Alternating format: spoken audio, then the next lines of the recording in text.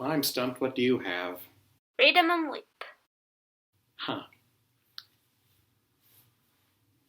I never was that good at sloppy sixes to begin with. So I've noticed. Maybe I should have taken more of the rules out of this. Oh, welcome back to This is Public Broadcasting, folks. I'm your host, Captain Rutledge. And I'm your guest host, Vin. We last left off in the middle of the Arthur Iceberg. If you haven't seen part 1 yet, please watch it now before we continue. Now, without further ado, let's continue down the murky, obscure depths of the Arthur Iceberg. And this is only the tail of the iceberg.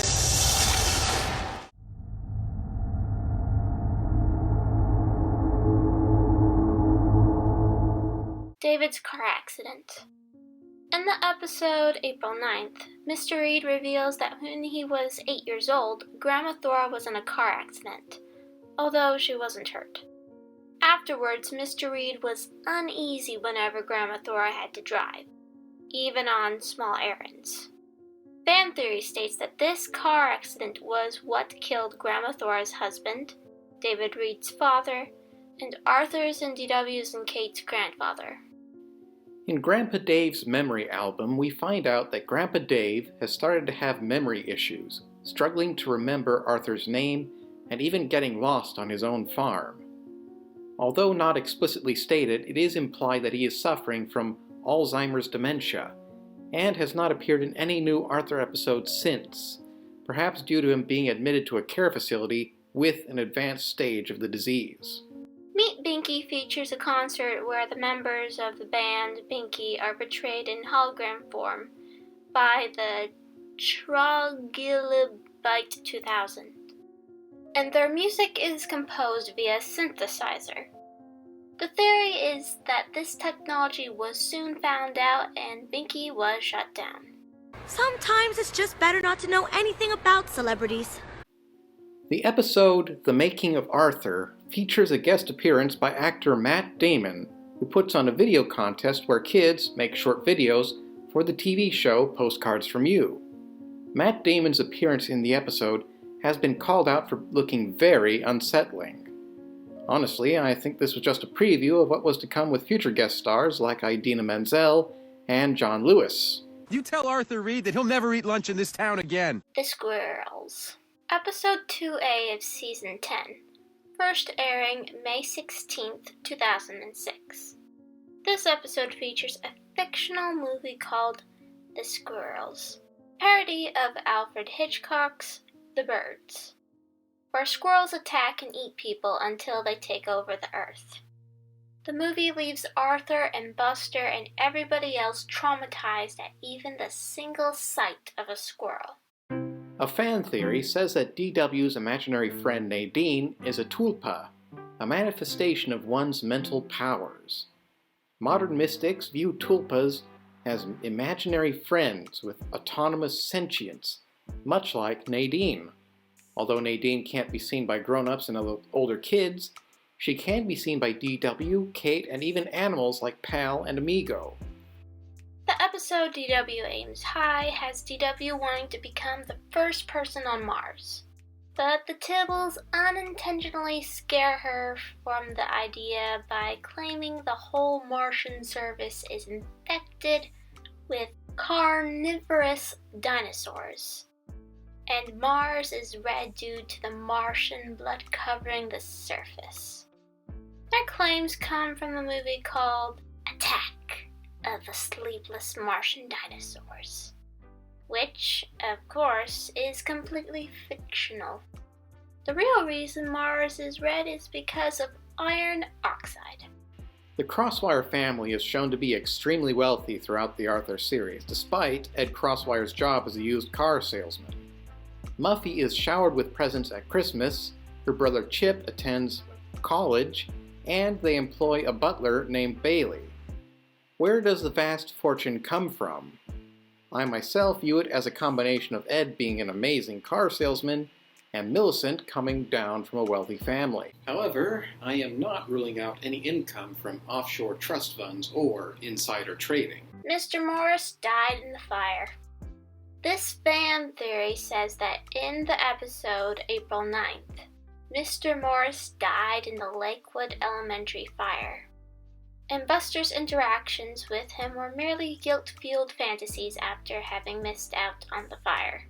At the end of And Now Let's Talk to Some Kids, an elderly Arthur and Francine watch a TV segment of their class, and Francine wonders, And there's Buster Baxter. Whatever happened to him? evidently the friends drifted apart over the years. The end of the contest shows a teenage Arthur, Buster, Francine, Muffy, Brain, and Binky reminiscing on their childhood after 5 years and deciding to create their own stories about their time as third graders at Lakewood Elementary.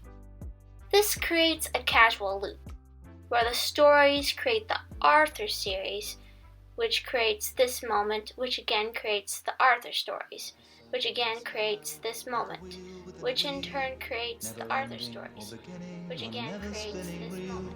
Like a snowball down a mountain or a carnival balloon. Never Never Never was episode 1B of season 12, first airing October 6, 2008. This episode sees DW giving away her toys to whoever can prove they love her the most, falling for the Tibbles' facade of friendship and alienating her friend Emily. The story is based loosely off Shakespeare's King Lear, and the views of DW's toys being destroyed at the hands of the Tibbles leave a semi-dark aftertaste at the end of the episode, especially considering that toys in this universe are partially sentient. Thankfully, unlike King Lear, this episode ends on a much more optimistic note. That she may feel how sharper than a serpent's tooth it is to have a thankless child. Sue Ellen's Lost Journal. Episode 14A of Season 2 originally aired on April 9th, 1998. Oh, déjà vu. This episode sees Sue Ellen losing her diary in the library, and her friends helping her search for it, all the while wondering what she wrote about them inside. In the end, though, after they find the diary, they decide not to open it, keeping Sue Ellen's secrets secret. However, at the end of the episode while walking home with Arthur, Sue Ellen admits to writing some nice things about Arthur in her diary. Possible childhood crush? Who knows?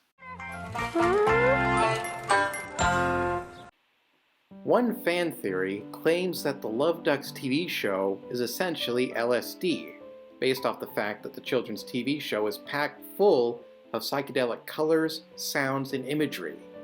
Not to mention, but Arthur and his friends are extremely captivated by this show, somewhat mirroring older audiences being drawn into watching Teletubbies for similar reasons. In the middle of Arthur's lost library book, Arthur has a nightmare where he is confronted by the library for losing one of his books. When trying to escape, he is drawn back to the library by the long arm of the law. The long arm of the law is a common idiom referring to the ability of the police to always apprehend a guilty party. Next time, don't make me use the crank. Penella's older sister Rebella is obsessed with paranormal and psychic phenomena, namely fortune-telling and communing with the deceased. The cootie catcher she made for Rebella's half-birthday proved to be eerily accurate, although she failed to make an accurate prediction as to Penella's birthday gift in Penella's prediction. I don't believe it. Well, at least I knew it was something silver and shiny. In To Eat or Not to Eat, a company called Rabid Dog Extreme released a new candy bar called the Big Boss Bar that makes consumers' mouths sparkle with flavor. However, with some investigation from Buckster, it is revealed that the bars are packed full with questionable ingredients. Namely, they include half the periodic table of elements, including a couple radioactive ones, a mountain's worth of sugar, and a highly addictive substance called trienzymated Zorn jelly. You can see the bar's after effects on both Fern and George. So if you see somebody offering you a Big Boss bar, take my advice and just have an apple. The ass was fat is a phrase originating from a 2012 4chan forum post whose contents relating to the Arthur characters kind of make me want to call this guy. I'm Chris Hansen. Anyhow, in describing his fantasy, the user kept using the phrase, "the ass was fat." Most 4chan users likely saw this post as a joke, and soon the post went viral on Reddit, and memes were created with Arthur voicing somebody's personal flaws, followed by the infamous phrase. Bleep was episode 10B of season 8. Originally aired on December 26, 2003. Infamous for its use of censored profanity used by its characters. Internet rumors claim that there was an uncensored cut of the episode at one point, while other sources claim that no swearing was ever written into the script. And the bleeped word was actually chicken. All we know is that the swear word has 2 syllables. These are the words which are not to be used again on this program.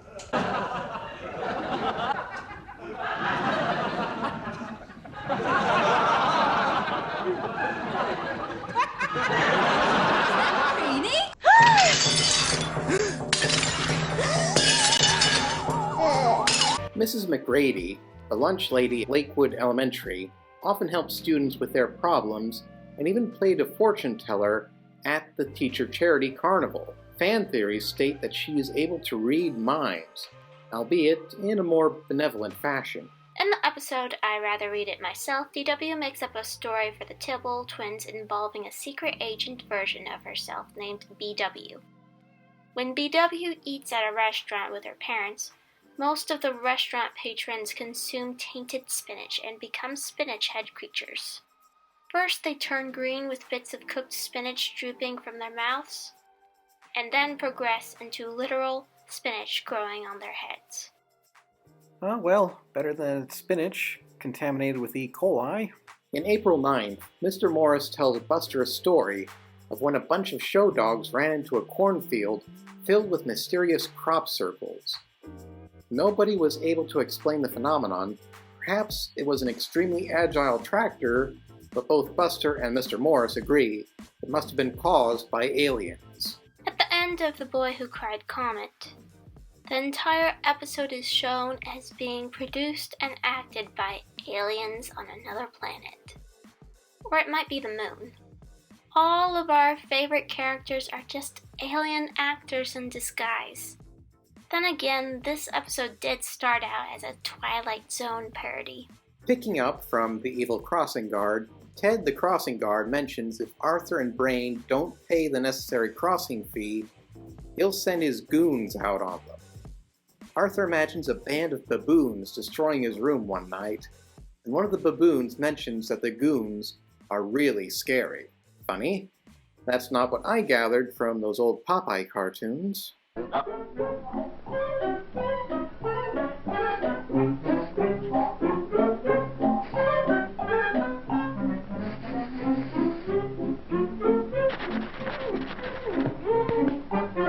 That must be a goon from Goody Island, I guess. Fern is depressed. This fan theory states that Fern suffers from many signs of depression. Early episodes show her to have low self-esteem and occasional irritability, both signs of persistent depressive disorder.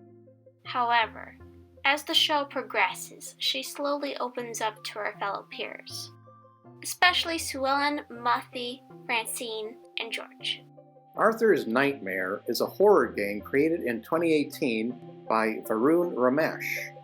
In the game, an Arthur fan is tasked with collecting Woogles around the Reed family home, while trying to avoid evil, creepy versions of the Reed family trying to jump scare him.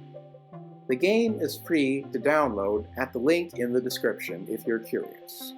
In Return of the King, the Lakewood third graders compete against the Glenbrook class in events at a Renaissance fair.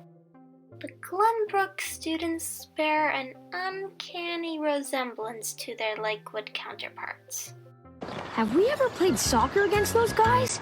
They seem kind of familiar. No way. I'd remember a weird-looking bunch of kids like that.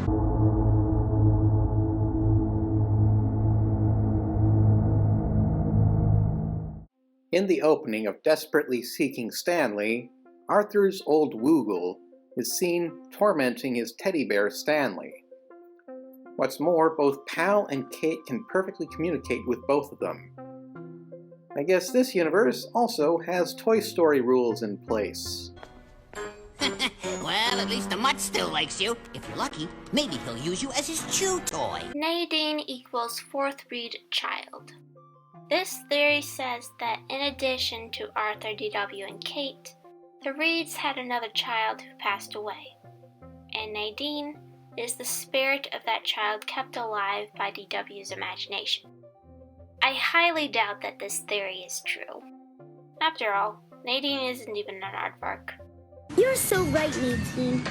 And just because you've been such a good little girl, I'll give you a tour of his room when we get home. One theory claims that the green flash is, in fact, leading to immortality of all the Arthur characters, explaining why the characters in Arthur never seem to age throughout the entire series' history. In Arthur's New Year's Eve, Prunella says that each new year coincides with a green flash, and if no green flash occurs, then you have to relive the old year all over again. In other words, since 1996, no green flash ever happened, and Arthur and his friends have remained the same age for the past 2.5 decades. In the episode The Boy Who Cried Comet, Buster discovers a comet while trying to prove space aliens exist. After detailed observation, he finds out that the comet is going to collide with the Earth in 37 days. He becomes crazed and continuously utters the phrase, "Comet is coming," even having kids at school pass on the message. In the end, though, it turns out a missing piece of the telescope gave him bad data, and the comet was never going to collide with Earth. Tell it again. I like the part where Arthur runs around like a chicken. No more. Another fan theory says that with the abundance of imagination spots throughout the series, the whole show itself is an imagination spot. Hey, you guys are aliens!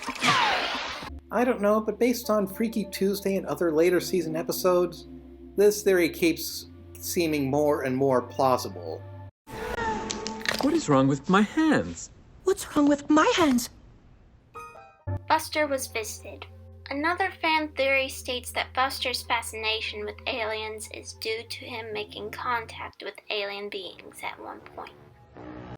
And somehow, I knew exactly what that meant. It was alien for "we come in peace." Are you sure it wasn't alien for car alarm? It wasn't a car! Flash pants first appeared in the episode Prunella's Prediction as a new trendy clothing item.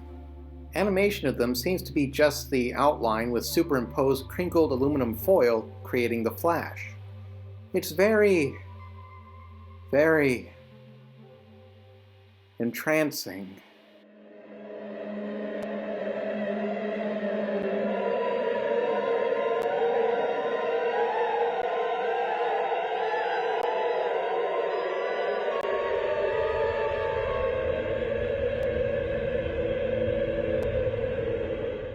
Human extinction. This fan theory states that the world of Arthur exists in a timeline where human beings went extinct and other animals began to evolve into humanid-like beings. Sort of like what happened with the cat in the Red Dwarf. Don't get it? Well, you know how mankind evolved from apes? Yeah, I know that. He evolved from cats. It seems probable, but what's strange is these animal hominids have a George Washington, a Thomas Edison, a Julius Caesar, and even a Backstreet Boys. In The Secret About Secrets, DW finds herself trying to keep a secret about James splitting his pants on the playground. Of course, keeping it is easier said than done until Grandma Thor shows her a method of keeping secrets. However, that secret soon leaches out due to a flock of ducks. So there's no telling who currently knows.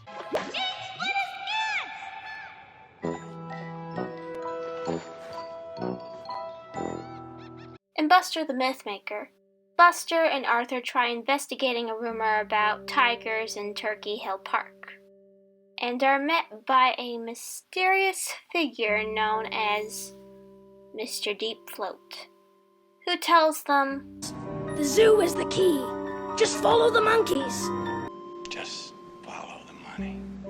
Of course, the tiger rumor turns out to be made up, and Mr. Deep Float is really Brain in disguise conducting a social experiment involving internet rumors. Although, what if he were secretly an informant on the 2004 John Kerry campaign? Just follow the money. The Rat Who Shagged Me is an infamous YouTube poop created by Awful Fawful, using clips from The Blizzard and The Rat Who Came to Dinner. The video is chock full of highly explicit and disturbing subject matter, including but not limited to homicide, pedophilia, incest, and Satan worship. I will not show clips of it here since it is very unsettling. If you yourself are easily disturbed, I recommend steering as clear as possible away from it. In Frankenstein's Monster, Fern tells the Lakewood students a scary story in the same veins as Mary Shelley, where her uncle was assisting an old professor with crates of exotic insects when they come across a specimen shaped like an umbrella with an eyeball on the handle. When the professor opened up the umbrella, it was a hideous thing with scales, wings, and hundreds of stingers that gobbled up the professor whole, then flew off into the night. Of course, the story and the thing were just made up, but it did give Arthur, Buster, and Muffy nightmares for quite a while. And I could think up even scarier ones if I tried. Listen to this. It was a dark and stormy night. Let's get out of here! Fraidy cats.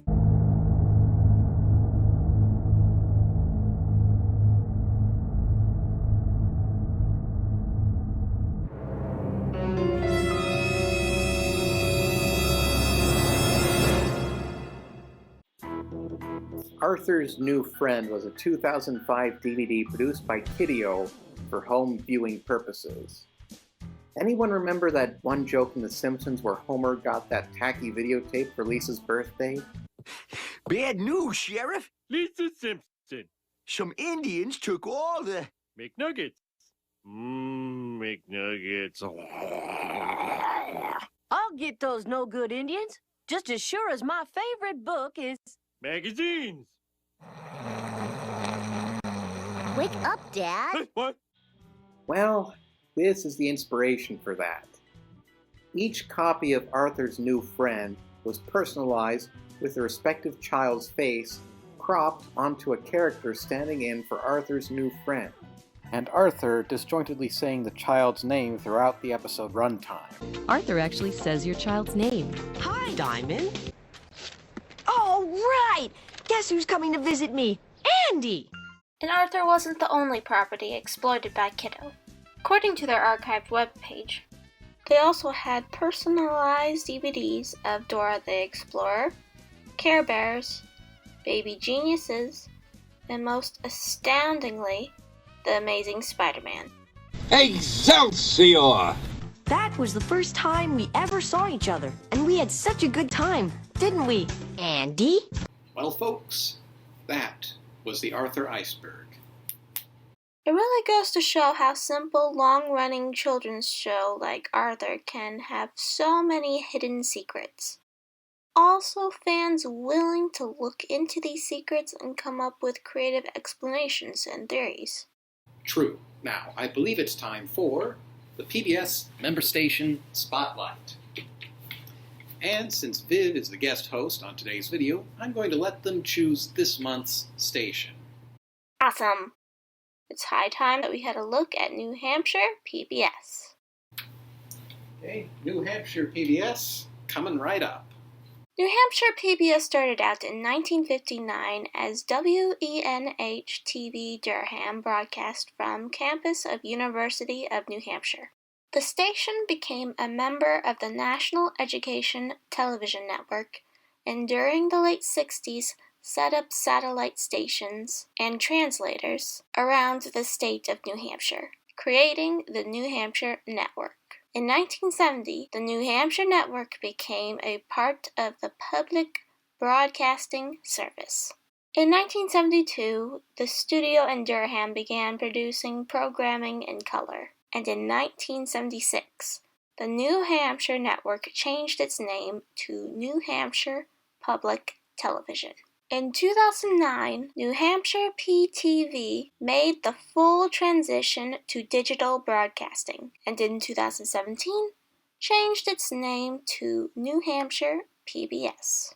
In the past, New Hampshire PBS produced its own programs like Granite State Challenge, Windows to the Wild, Amy LaBelle's Cooking with Kids, and The State We're In. They also produced the nationally televised cooking program Ciao Italia with Marianne Esposito. One of the station's most notable alumni is Tom Bergeron, who got his start on the first season of Granite State Challenge.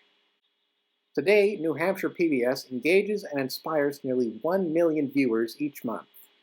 If you're in New Hampshire, you can tune in to New Hampshire PBS on Channel 11, with NH Explore on the .2 channel, World on the .3 channel, Create on the .4 channel, and PBS Kids on the .5 channel. Well, thank you to everyone for watching, and I hope you enjoyed this video. If so, feel free to like, subscribe, and share, and also leave a comment below. Of course, don't forget to support your local PBS stations, so more programming related to Arthur can find its way to your television screens. Oh, and also, I'd like to thank Viv for coming on the show today. You can check out their channel in the link below for more fun PBS Kids-related content. Thank you. Until next time, folks, I'm Captain Rutledge. And I'm Viv. Good day. Well, I hope you enjoyed being me for a day. I really like being you. But next time, let's switch. You run the race, and I'll watch me on TV.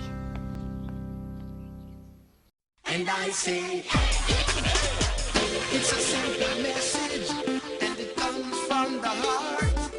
Oh, believe in yourself, for that's the place to start. And I say, believe in yourself. And I say, you can fly.